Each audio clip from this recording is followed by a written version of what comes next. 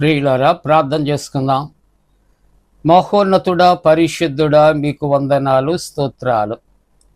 ప్రాతకాల ఆరాధన ద్వారా నిన్ను గణపరుస్తున్న ప్రతి కుటుంబాన్ని ఆశీర్వదించి నైనా ప్రతి ఒక్కరితో మీరు మాట్లాడి మీరు మహిమ పొందండి. యేసు ప్రభు వారి దివ్య నామమున వేడుకొనుచున్నాము తండ్రి, ఆమేన్.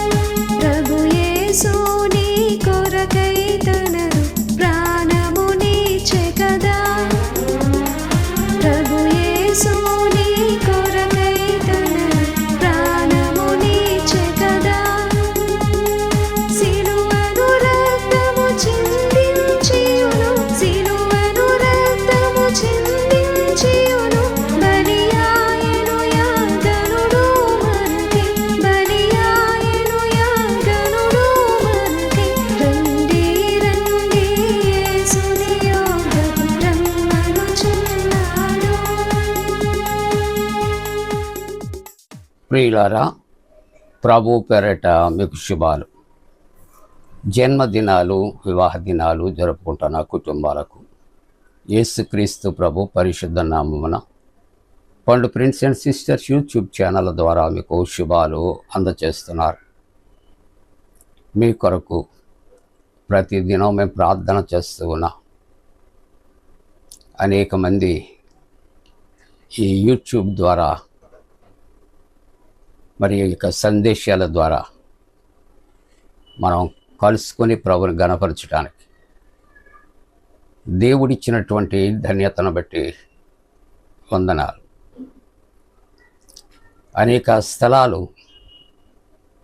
పరిచర్య కొరకు దర్శిస్తున్నప్పుడు అయా మీ యూట్యూబ్ ఛానల్ మేము ఫాలో చేస్తున్నాం, మాకు చాలా దీవెనకరంగా ఉంది, దేవునికి మహిమకరంగా ఉందని వారు చెప్పటం మాకు సంతోషం కలుగుతున్నది. అటువంటి వారి అందరిని బట్టి దేవునికి వందనాలు. అటువంటి వారి కొరకు ప్రార్థన చేస్తూ ఉన్నాం.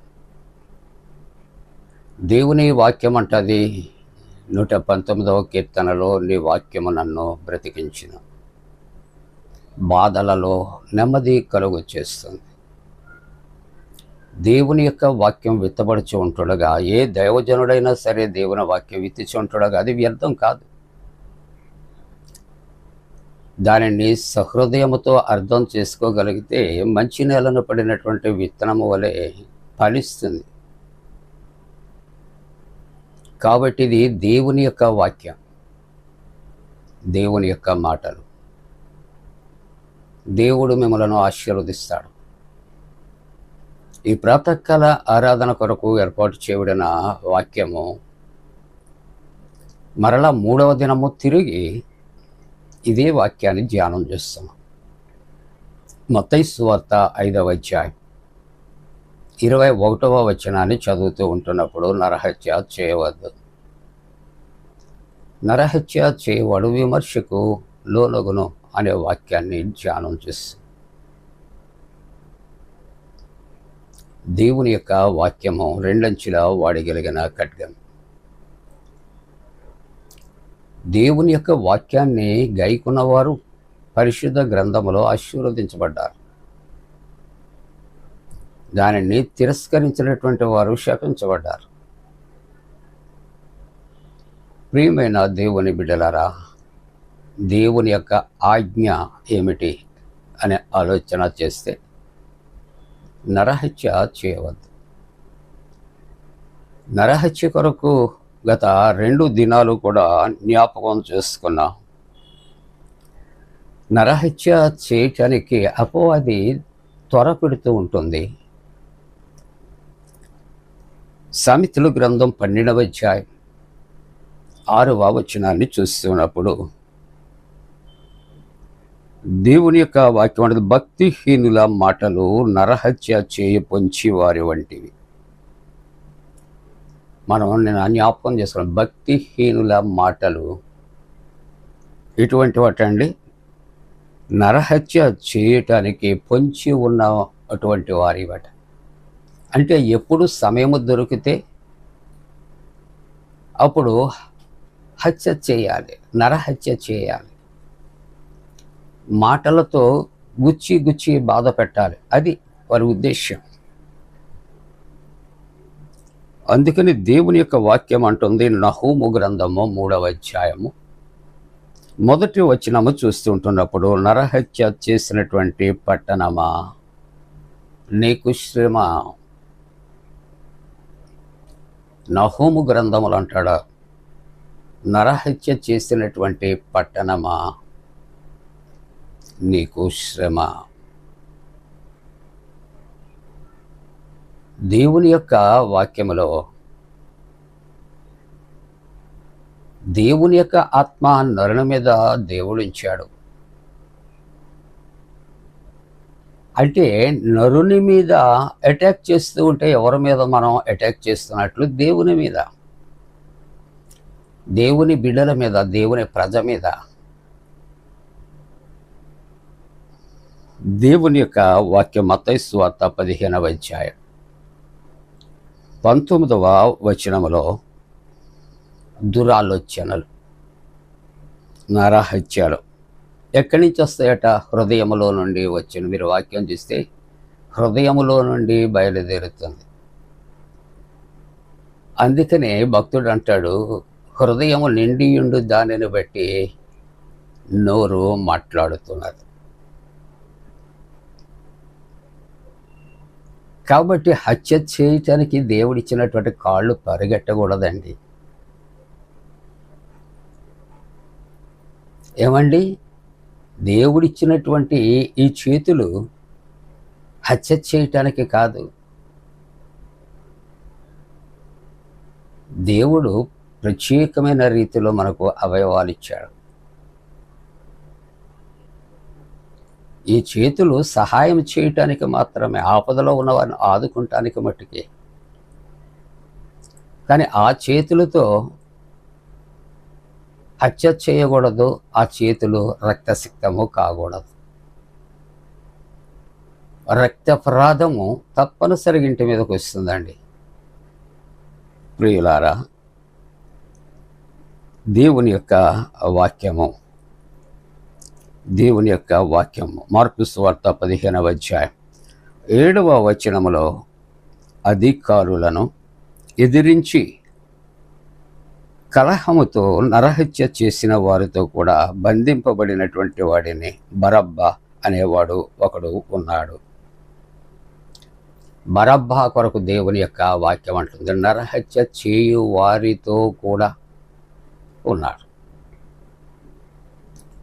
నరహత్య చేసిన వాడికే పాపం కదా, నరహత్యను ప్రోత్సహించిన వాడికి కూడా పాపమే. నరహత్య చేసినటువంటి వానితో ఉండటం కూడా పాపమే. అందుకే ప్రభు వాక్యం అంటుంది, నరహత్య నువ్వు చేస్తే విమర్శకు లోనవుతావు. కాబట్టి ఆ విమర్శలోనికి మనం రాకూడదు, తీర్పులోనికి రాకూడదు. దైవాశీర్వాదాలు పొందుకోవాలి. దురాలోచనలకు దూరంగా ఉండాలి, కపటమైన మనస్సుకు దూరంగా ఉండాలి, హత్యలకు దూరంగా ఉండాలి, కీడుకు దూరంగా ఉండాలి. అలా ఉండటానికి దేవుడు తన పరిశుద్ధాత్మకుడైన మనపై మెండుగా కుమ్మరించునుగాక. ఆమేన్. ప్రార్థన. పరిశుద్ధుడా అని వాక్యమును దీవించి నరహత్య చేయకుడి అనే యొక్క అంశాన్ని మా హృదయాలకు హత్తుకుని వాటికి దూరముగా ఉండటానికి కృప చేయండి. జన్మదినాలు, వివాహ దినాలు జరుపుకుంటున్న కుటుంబాలను ఏ కుటుంబంలో అవసరత ఉన్నదో వాటిని ఎరిగి ప్రార్థిస్తుంటాడు. వారి ప్రార్థన ఆలకించండి. గల్ఫ్లో జరుగుతున్న యుద్ధ బీభత్సవాలు దూరపరచండి. కుటుంబాల్లో ఉన్న అవసరతలు తీర్చండి. నీట్ ఎగ్జామ్ రాసిన బిడ్డలకు విజయం కలుగు చేయండి. చంటి బిడ్డల కొరకు ప్రార్థిస్తూ ఉన్నాం. యవనస్తుల యొక్క రక్షణ కొరకు, ఉద్యోగాలు, వివాహాల కొరకు ప్రార్థిస్తున్నాం. ప్రభు సంతానము కొరకు ఎదురు చూస్తున్న కుటుంబాలు సత్సంతానము కొరకు నాయన, గర్భిణి ఎలుసుకు ప్రసవము కొరకు ప్రార్థిస్తూ యేసు నామమున నడిపించున్నాం తండ్రి. ఆమేన్. మన పరమ తండ్రి అయిన దేవుని యొక్క ప్రేమయు, ప్రభువైన యేసుక్రీస్తు ప్రభు కృపయు, పరిశుద్ధాత్మ అన్యోన్య సహవాసం ప్రాతకాల ఆరాధన ద్వారా గణపరుస్తున్న కుటుంబాలకు తోడుగా ఉండి సంరక్షించి కాపాడునుగాక.